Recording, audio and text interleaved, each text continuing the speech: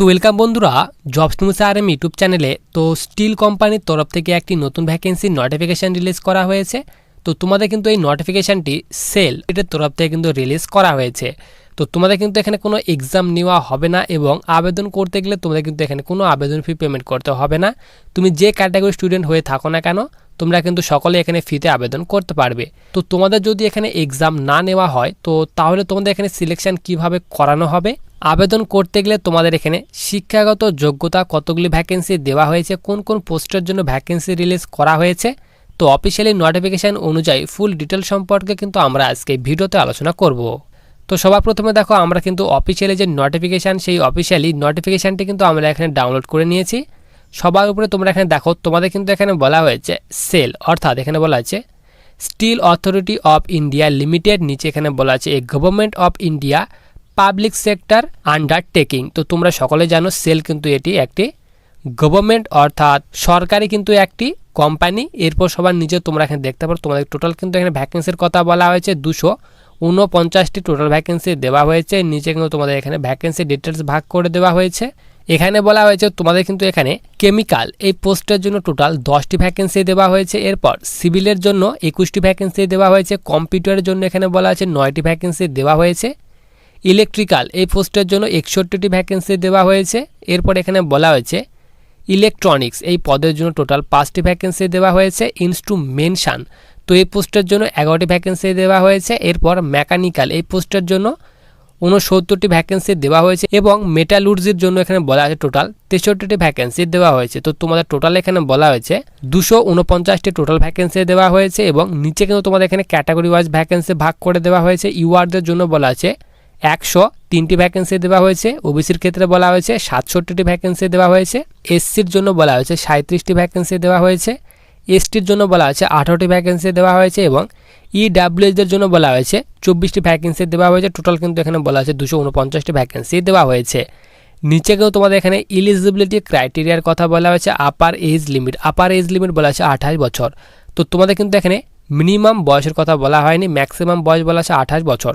তো তোমার বয়স কিন্তু এখানে তোমরা ধরে নিতে পারো মিনিমাম বয়স এখানে 18 এবং ম্যাক্সিমাম বলা হয়েছে 28 বছর। তো মিনিমাম বয়স কিন্তু এখানে বলা হয়নি, তোমরা ধরে নিতে পারো 18 থেকে 28 বছর বয়সের মধ্যে বয়স হলে তোমরা কিন্তু ভ্যাকেন্সিতে আবেদন করতে পারবে। এবং তোমাদের কিন্তু এখানে যে বয়স ক্যালকুলেট করা হবে, এখানে বলা আছে 25/7/2024 তারিখ অনুযায়ী তোমাদের কিন্তু বয়সটি ক্যালকুলেট করা হবে। নিচে কিন্তু তোমাদের এখানে বয়সের ছাড়ও দেওয়া হয়েছে। এখানে বলা আছে এসসি এসটির ক্ষেত্রে 5 বছর পর্যন্ত বয়সের ছাড় দেওয়া হবে এবং ওবিসির ক্ষেত্রে কিন্তু এখানে 3 বছর পর্যন্ত বয়সের ছাড় দেওয়া হবে, তার কথা তোমাদের কিন্তু এখানে বলে দেওয়া হয়েছে।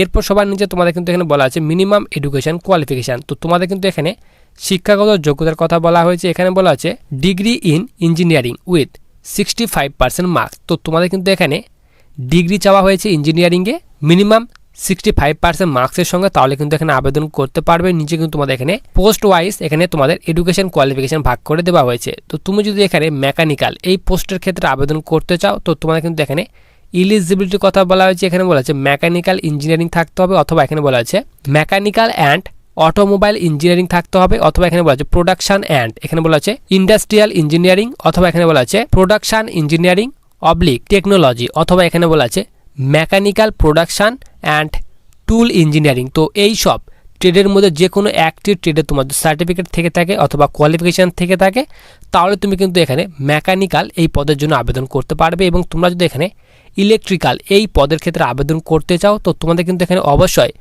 মেকানিক্যাল ইঞ্জিনিয়ারিং থাকতে হবে, অথবা এখানে বলা হয়েছে যে ইলেকট্রিক্যাল মেকানিক অথবা power system and high voltage engineering, অথবা পাওয়ার প্ল্যান্ট ইঞ্জিনিয়ারিং, অথবা এখানে বলা আছে ইলেকট্রনিক্স অ্যান্ড পাওয়ার ইঞ্জিনিয়ারিং। তো এই সব ট্রেডের মধ্যে যে কোনো একটি ট্রেডে তোমার যদি কোয়ালিফিকেশান থেকে থাকে তাহলে তুমি কিন্তু এখানে ইলেকট্রিক্যাল এই পোস্টের ক্ষেত্রে আবেদন করতে পারবে। এইভাবে তোমরা কিন্তু সব পোস্টের এখানে এডুকেশন কোয়ালিফিকেশান ভাগ করে দেওয়া হয়েছে।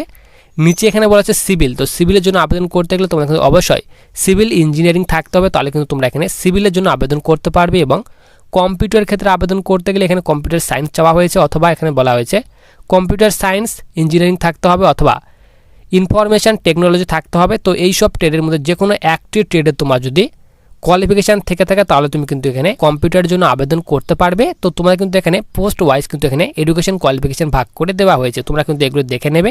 তো তোমরা কিন্তু এই শিক্ষাগত যোগ্যতাগুলো দেখে নেবে। নোটিফিকেশনটা কিন্তু আমি ভিডিওর ডেসক্রিপশন বক্সে দিয়ে রাখবো, তো তোমরা কিন্তু সেখান থেকে চেক করে নিতে পারবে। এরপর সিলেকশন প্রসেসের কথা বলা হয়েছে। তো তোমাদের কিন্তু এখানে বলা হয়েছে গেট 2024-এর স্কোরের উপর তোমাদের কিন্তু এখানে সিলেকশন করানো হবে এবং এখানে বলা আছে তোমার কিন্তু সিম্পলি এখানে জিডি অ্যান্ড ইন্টারভিউর মাধ্যমে সিলেকশন করানো হবে। জিডি অর্থাৎ গ্রুপ ডিসকাস এবং ইন্টারভিউর মাধ্যমে তোমাদের কিন্তু এখানে সিলেকশন করানো হবে।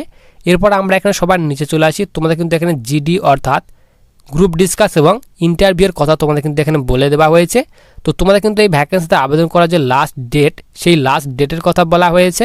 সবার নিচে আমরা এখানে চলে আসি, তো তোমরা এখানে দেখতে পাচ্ছ আবেদন করার লাস্ট ডেটের কথা বলা হয়েছে 25/7/2024 তারিখ পর্যন্ত তোমরা কিন্তু ভ্যাকেন্সিতে আবেদন করতে পারবে।